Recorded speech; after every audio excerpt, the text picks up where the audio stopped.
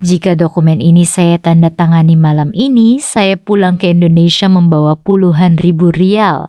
Tapi saya tahu, begitu saya melangkah keluar dari pintu rumah ini, nyawa Anda dan bayi ini tidak akan pernah aman. Kalimat itu diucapkan oleh Agung, seorang pekerja migran biasa yang mulanya hanya bertugas menyiram tanaman dan mengemudikan mobil. Siapa sangka, pria biasa dari Jawa Tengah ini harus berdiri di antara dua pilihan yang mempertaruhkan nyawa. Pulang dengan uang ratusan juta atau bertahan demi melindungi janda kaya yang terjebak dalam pusaran konspirasi keluarga. Halo semuanya, selamat datang kembali di channel ini. Sebelum kita masuk ke kisah selengkapnya yang penuh plot twist dan emosi ini, coba tulis di kolom komentar sekarang, kalian menonton video ini dari kota mana saja? Yuk absen dulu di bawah. Jangan lupa klik tombol like dan subscribe agar tidak ketinggalan cerita menarik lainnya. Sekarang mari kita simak kisah selengkapnya. Suara deru angin gurun dan terik matahari kota Riyadh sudah menjadi makanan sehari-hari bagi Agung.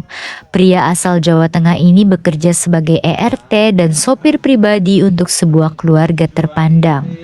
Baginya, setiap rial yang dikirim ke kampung halaman adalah napas bagi ibu dan adik-adiknya. Namun, suatu siang di pertengahan musim panas, segalanya berubah. Di dalam ruangan ber-AC yang dingin, Nyonya Zainab, majikannya yang baru beberapa bulan menjanda, duduk di hadapan Agung. Matanya sembab, wajahnya pucat. Di atas meja kaca terhampar sebuah amplop coklat tebal dan map berisi dokumen berstempel resmi. "Agung, duduklah."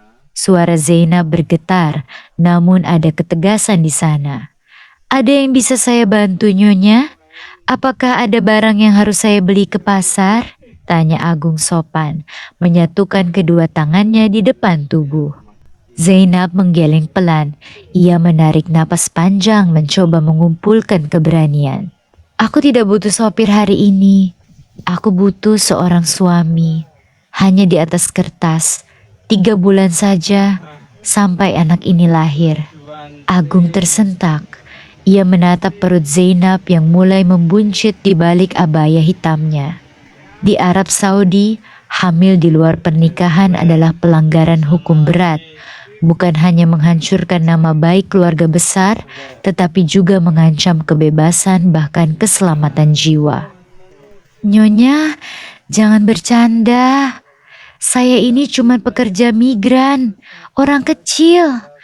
Kalau sampai pihak kerajaan atau keluarga besar Nyonya tahu..." "Aku tidak bercanda," potong Zainab cepat. Ia menggeser amplop coklat itu ke arah Agung. "Di dalam itu ada uang muka. Aku akan membiayaimu hantrasi 10 juta rupiah setiap bulan.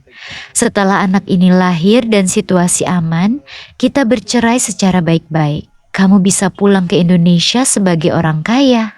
Tapi kalau kamu menolak, aku tidak tahu lagi harus meminta bantuan kepada siapa. Semua orang di sekitarku hanya menginginkan hartaku." Dua pilihan berat membentang di hadapan Agung.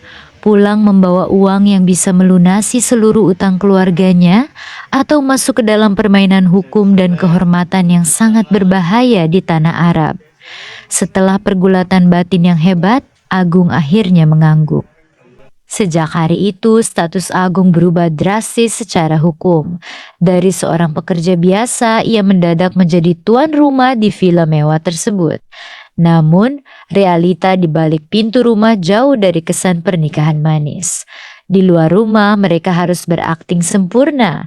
Agung harus berdiri tegap dengan pakaian rapi, merangkul pundak Zainab saat melewati kerumunan, dan bersikap protektif layaknya suami Arab yang terpandang.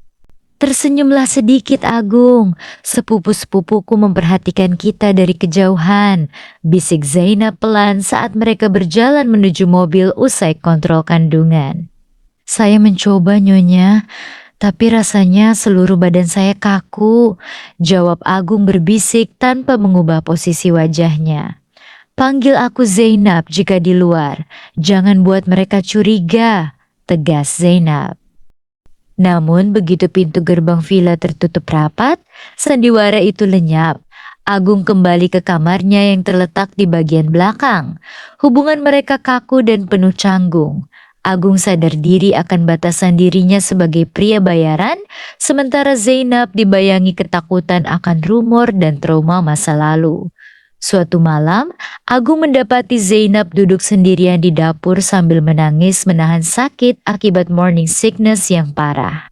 Agung mendekat ragu-ragu, lalu meletakkan secangkir teh hangat dengan perasan lemon di meja. "Coba minum ini, Nyonya. Maaf, maksud saya Zainab. Ibu saya di kampung selalu minum ini kalau mual." Zainab menatap cangkir itu, lalu menatap Agung. Untuk pertama kalinya tatapan dingin di mata janda kaya itu melunak. "Terima kasih Agung, dan maafkan aku sudah melibatkanmu dalam kekacauan hidupku ini." "Tidak apa-apa, kita berdua sama-sama sedang berjuang demi orang yang kita sayangi," balas Agung pelan. Sejak malam itu, tembok kecanggungan di antara mereka perlahan mulai mengikis. Saat usia kehamilan Zainab memasuki bulan ke-8, ujian sesungguhnya datang. Sandiwara mereka tidak berjalan semulus yang dikira. Suatu malam, sebuah amplop hitam dilemparkan melewati pagar rumah. Isinya adalah foto-foto rahasia kebersamaan Zainab dengan pria dari masa lalunya, disertai surat ancaman. "Kirimkan imaran trust Rp1.000 besok malam, atau foto ini beserta bukti nikah palsumu akan sampai ke tangan polisi dan media." Zainab gemetaran hebat, tubuhnya lemas hingga hampir pingsan di lantai ruang tamu. "Habis sudah, aku habis Agung. Mereka tahu semuanya. Aku harus bayar uang itu," jerit Zainab panik. Agung mengambil surat tersebut dan membacanya teliti. Pengalamannya bekerja bertahun-tahun di lingkungan elit membuatnya paham satu hal. Pemeras ini tahu detail interior rumah dan jam operasional penjagaan. "Jangan kirim uangnya," kata Agung tenang namun tegas. "Kamu gila, kalau foto ini tersebar, aku bisa dipenjara dan anakku diambil. Tolong percaya pada saya kali ini saja Zainab, pemeras ini orang dalam. Orang asing tidak akan tahu kalau penjaga depan selalu istirahat jam 9 malam, kata Agung. Matanya menajam. "Saya tahu siapa orangnya." Menggunakan kecerdikannya, Agung menyusun rencana. Ia memancing sang pemeras untuk bertemu di sebuah area parkir basement sepi dengan alasan menyerahkan uang tebusan. Agung sengaja datang membawa tas hitam tebal. Dari kegelapan muncul seorang pria berjas rapi dengan senyum penuh kemenangan. Pria itu adalah Amir, keponakan dari mendiang suami Zainab sendiri.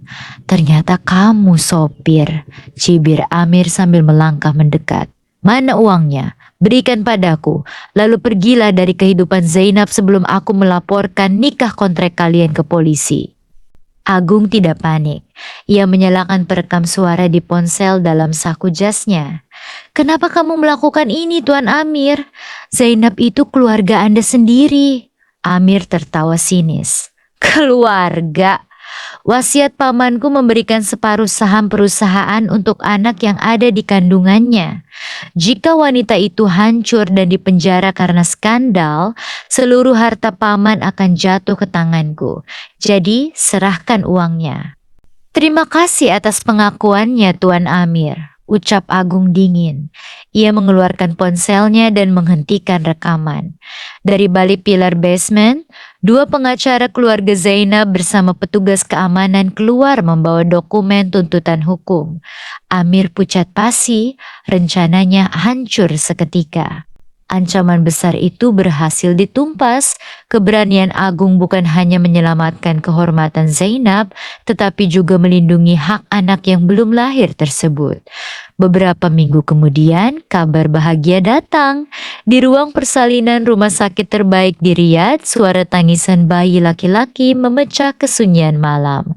Agung berdiri di luar ruangan dengan napas lega dan air mata yang menetes tanpa disadari. Namun, seiring lahirnya sang bayi, tanggal kesepakatan dalam kontrak mereka pun resmi berakhir.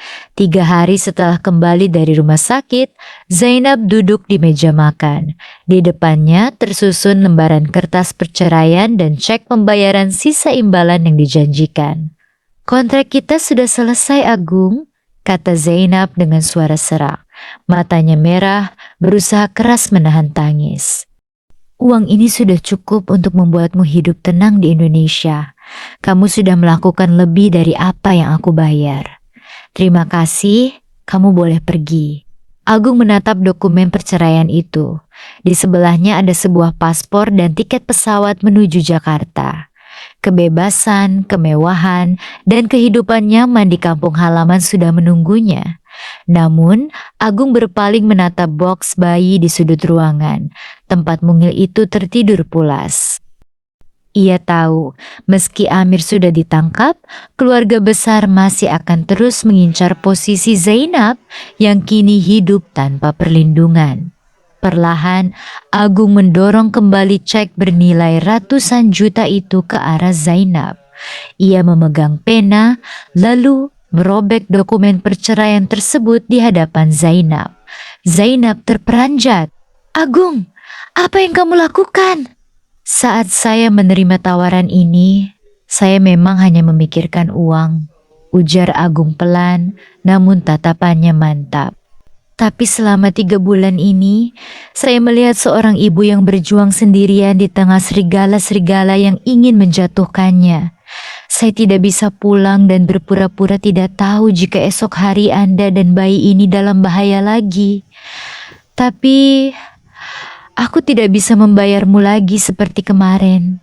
Saya tidak minta dibayar lagi," potong Agung sambil tersenyum tipis. "Biarkan saya tetap di sini, bukan lagi sebagai sopir dan bukan lagi sebagai suami kontrak, tapi sebagai pria yang siap melindungi keluarga ini dengan tulus."